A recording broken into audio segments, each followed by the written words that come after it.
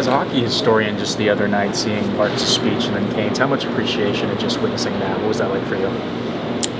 Well, anytime you're involved in those moments, regardless of being a player, a coach, media person, it's pretty special. It doesn't happen often. And, excited about being there, seeing the joy in Patty's face, but not only Patty's, it affected a lot of other people, teammates and trainers that have been with him for a long time, the fans. And ironically, we're in Montreal where they've had many of those days. So, the history between or for the two teams is iconic, and we just added a piece to it with Patrick's 500th goal. Todd, this team's been chasing you for a while. You've both been playing excellent hockey. You refuse to let them basically catch you.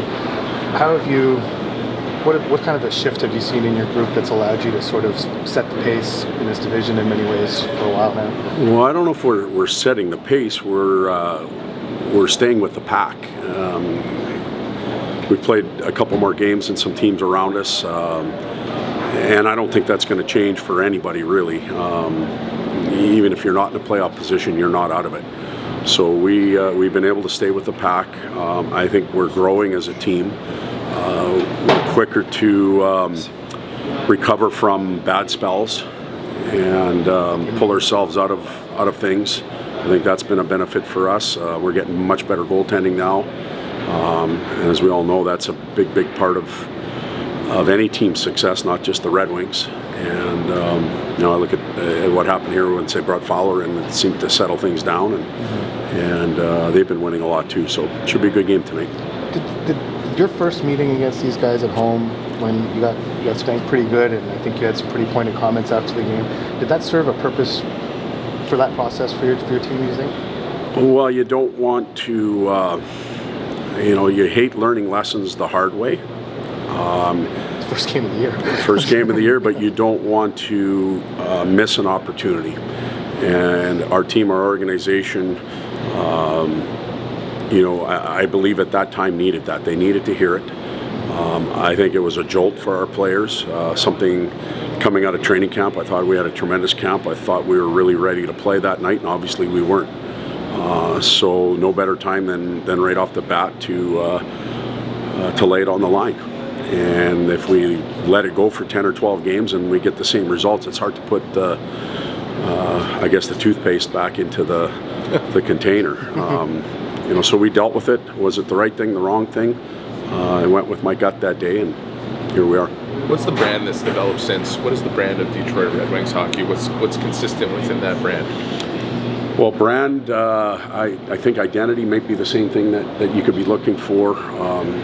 We have to do things as a team. Yes, we have some star players that can be effective at both ends of the rink, but unless we get depth play night in and night out, we won't have success. So it's always team first, and it's cliche.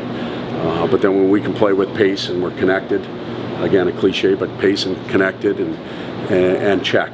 And our checking skills over the last little bit, I think, have improved. That's real important.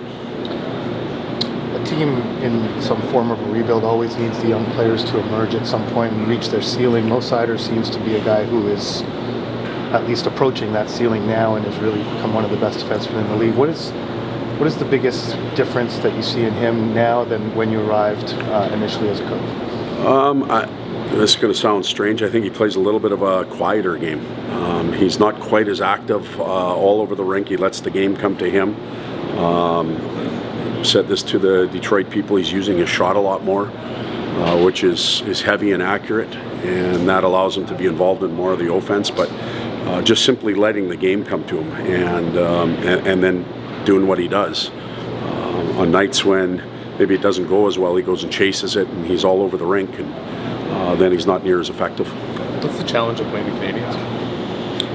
Well, they have a lot of confidence. I think Marty and his staff have done as good a job as any staff in the league over the past few years, growing the team and instilling a system and a belief system, more importantly, in the group.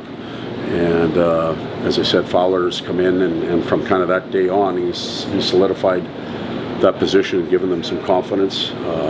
They don't need multiple chances to score. If they can capitalize on a few and win a game, or if they get a ton of them, it's a tough night. So we've got to hold them in check and make sure that we don't give them anything for free. When JVR makes plays like the other night, have you seen his kind of calm and patience rub off on other guys making plays that he does, especially around the net? I think it can. Have I seen it? Maybe not enough. But we have to remember he's been doing this for 1,200 games. He didn't start that way. He'll be the first to tell you. He's been able to learn his craft in and around that area. I think he understands and feels things there, which is going to sound strange, but feels the pressure and knows where to go with pucks because of experience. But when we use Emmett Finney there or Marco Kasper, they haven't had that same length of training, if you will, or experience down there. So they're learning that. But it never hurts to be able to watch one of the best do it. When you prepare for this team, Lane Hudson is such a unique player in the league. I don't know. When you look at him and you're preparing to not just defend him, obviously, but defend a team that has him as a centerpiece of their, what are some of the main points that drive you as a coach to instruct your players on how to face him? Well, one, I don't think you're going to stop a player like that. He's too dynamic, and it's not like he needs 10 chances a night to be effective. He only needs one or two, really, and his ability to escape and create with his legs is unique. Quinn Hughes, in my opinion. Dan Boyle, when he was playing with us in San Jose, he has those legs. And I think what's even advanced more in his game as he's doing all of that, he has great vision now to find people in the open. So he's just getting better and better as his career goes on. And obviously the fans here are real fortunate to watch him play night in and night out. I got a question for Austrian TV about Marco Kasper, and if he improved a bit from his slump now. Yeah, he has.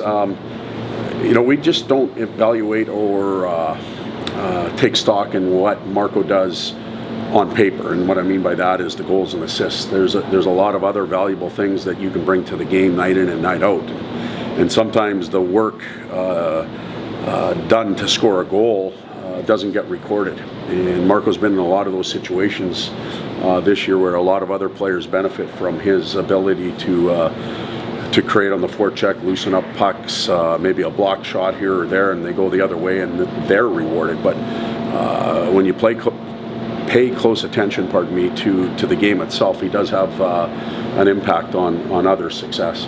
Thank